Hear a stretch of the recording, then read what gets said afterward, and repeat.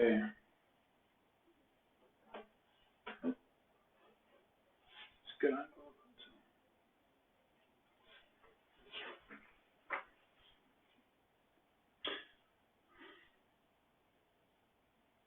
Okay.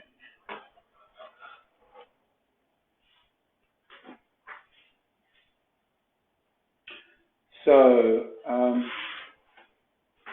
okay, I'll start in a second.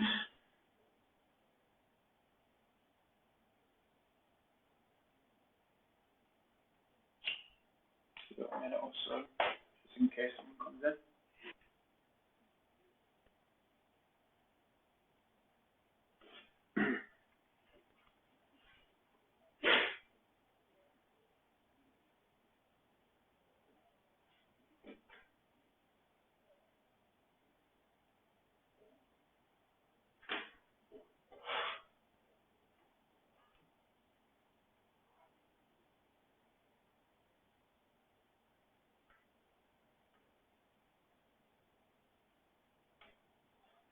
Okay, so start off. So in this slide, we're going to go over how inheritance can affect risk factors for getting an injury or having a condition. First, we determine and define what are considered risk factors, so you can better understand the fundamentals of the entire topic. And then we're going to be going and explaining more about genetics, inheritance, and inheritance itself. And finally going over the links between the two, so the links between genetics and injuries and conditions, as well as debunking some myths along the way. So, first of all, if we were to define what a risk factor is, it's something that is mentioned often when it comes to the medical field and can be defined as predisposed factors that can affect someone's likelihood to have a condition. And what we can do is we can take the knee and knee problems as a main example to explain all of the following. So one main risk factor is age. And for example, a common knee injury called patellofemoral pain syndrome typically affects adolescents and young adults, whereas arthritis is more common in older populations. So therefore, simply put, we can basically say that a risk factor for arthritis is age, because as you get older, there's an increased likelihood. The same can be said for sex. So women are twice as likely than men to develop patellofemoral pain. This may be because of women's wider pelvis increases the angle which the bones in the knee contact and meet to form the knee joint, and you get more likelihood to have pain as a result of it. Another risk factor are certain sports. So if you are playing more sports that involve jumping and running, it can put extra stress on the knees, especially when you increase the training level, so as it gets more difficult. So those are some of the risk factors involved in someone having likelihood of an injury. But the one that we're going to focus on today, which is one of these categories, is genetics. And again, we're going to take the knee as an example. That it's very likely that there's a genetic component to arthritis based on evidence within genetics, the genetic fields and research. And it's been known for a long time that the choice of shoe, surface, and type of sport can all be contributing factors as to whether someone suffers an ACL injury, for example.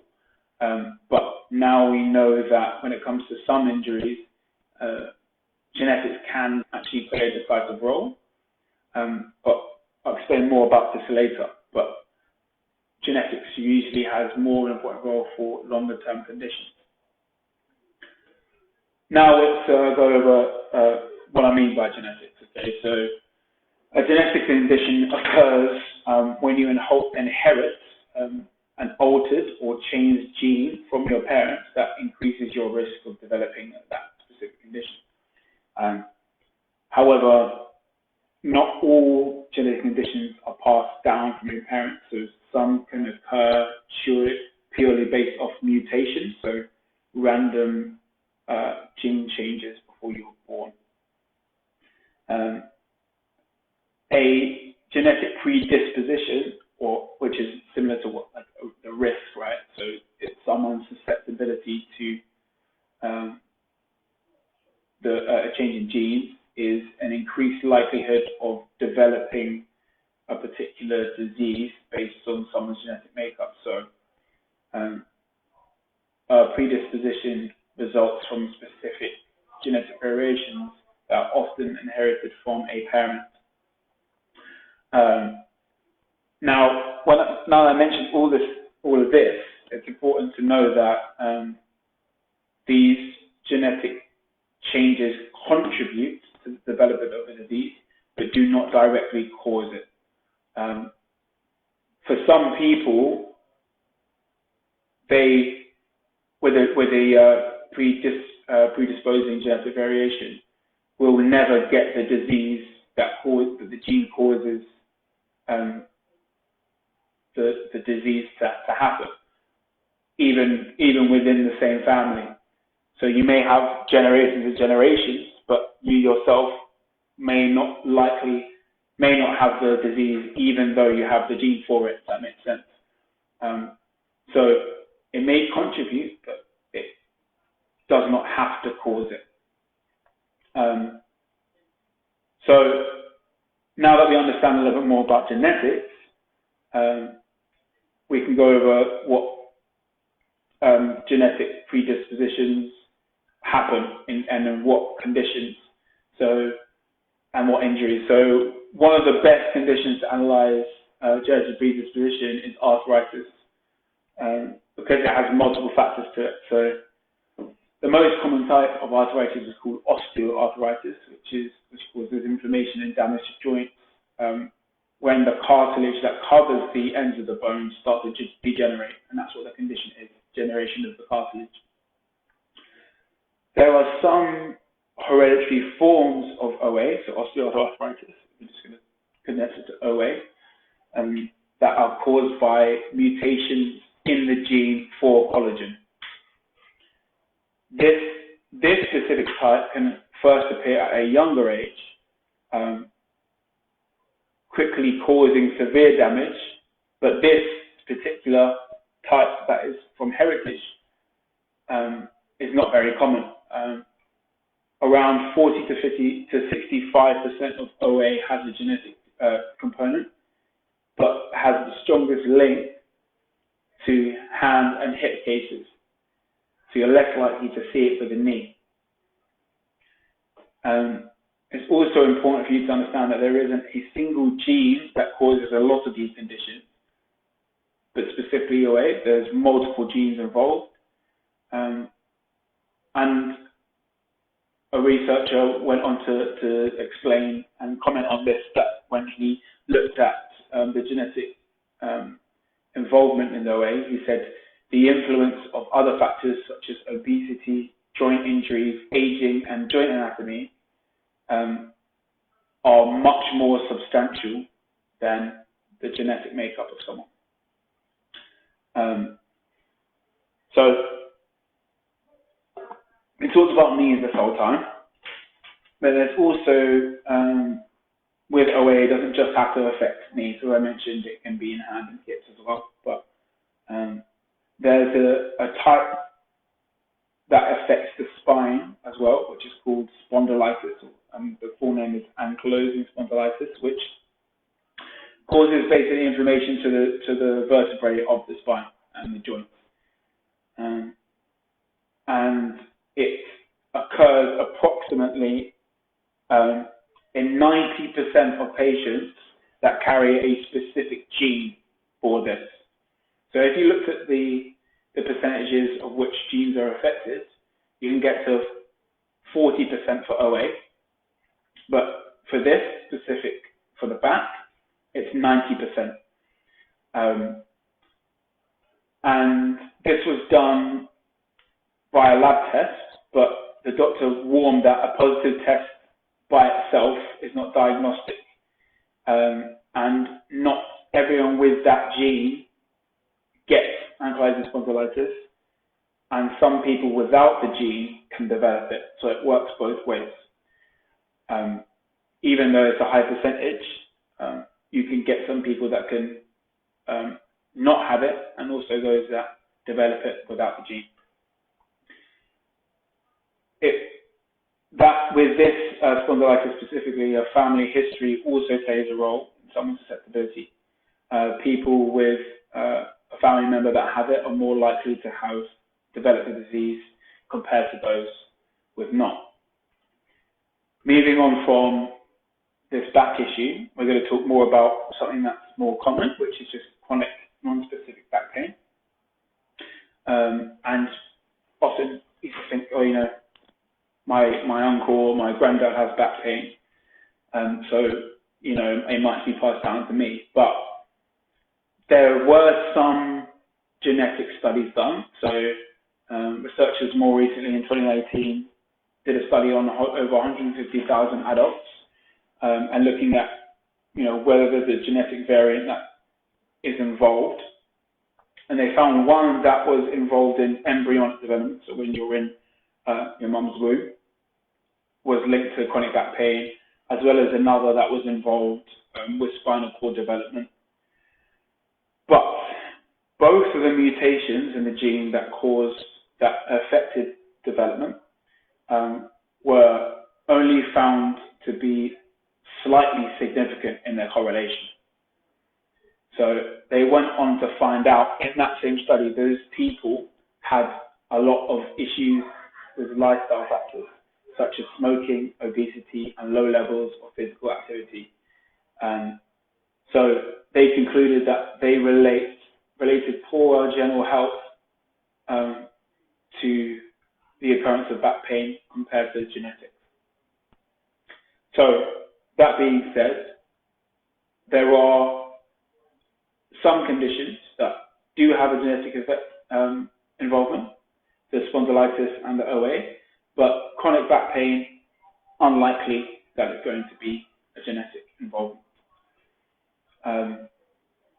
So we've spoken about conditions that are a lot more chronic. So by chronic, I mean conditions with a gradual onset that you don't have a specific mechanism of injury, it just happens throughout someone's life. But we haven't really talked about the more acute ones, so more the sport-related injuries. And, you know, whether, you know, genetics can affect that. So is someone more likely to get an ACL than someone else because a family member has that issue?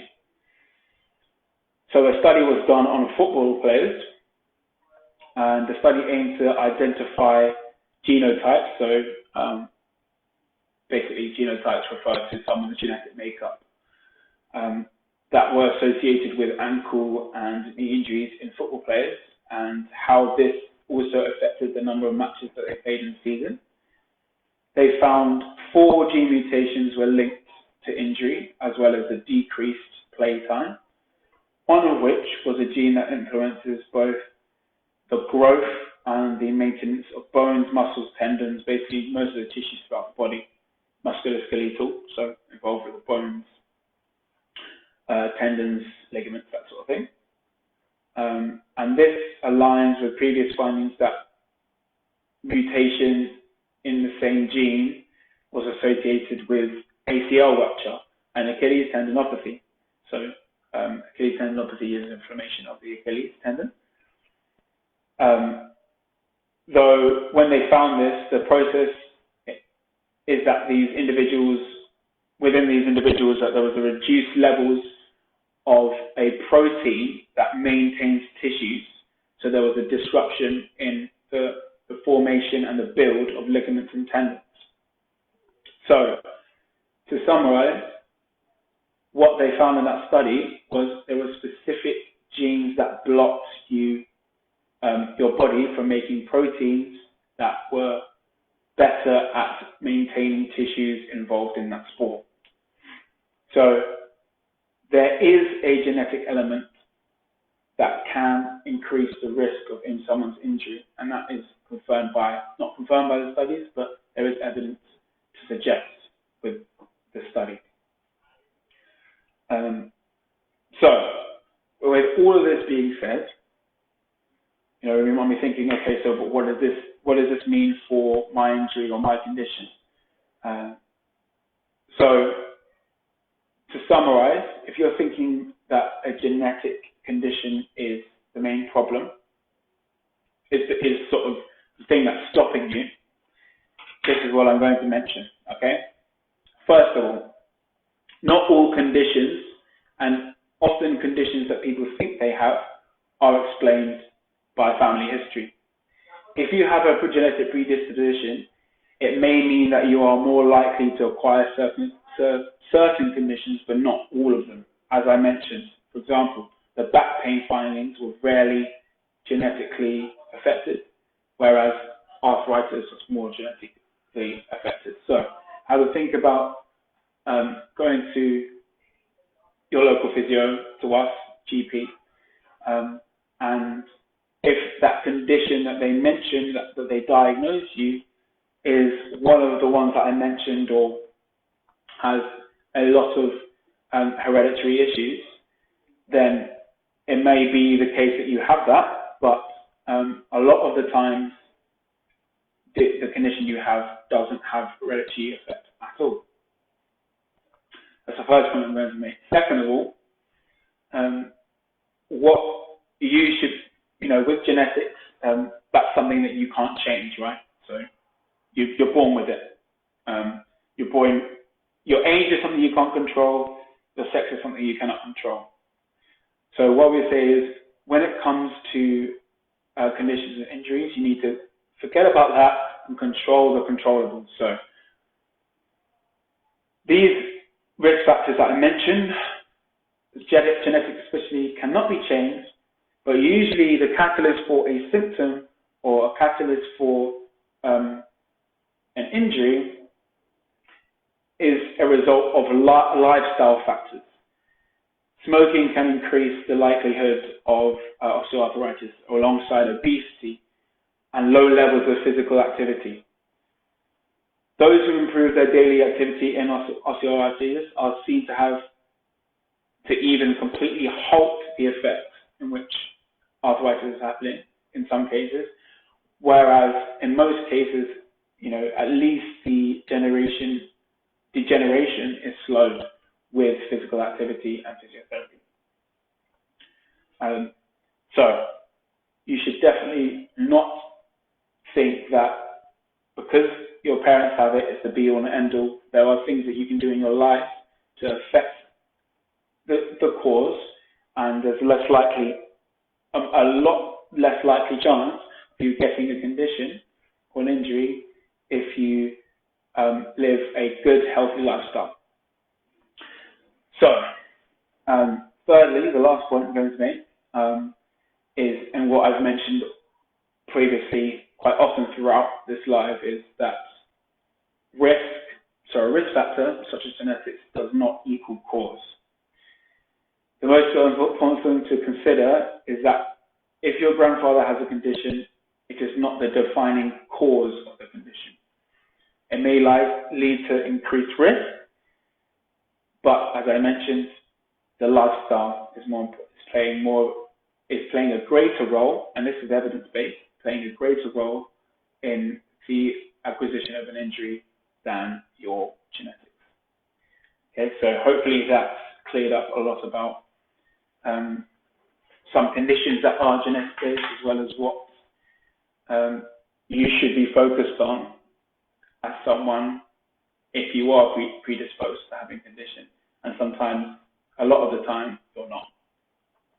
So that will be it for the live, and hopefully you learned something.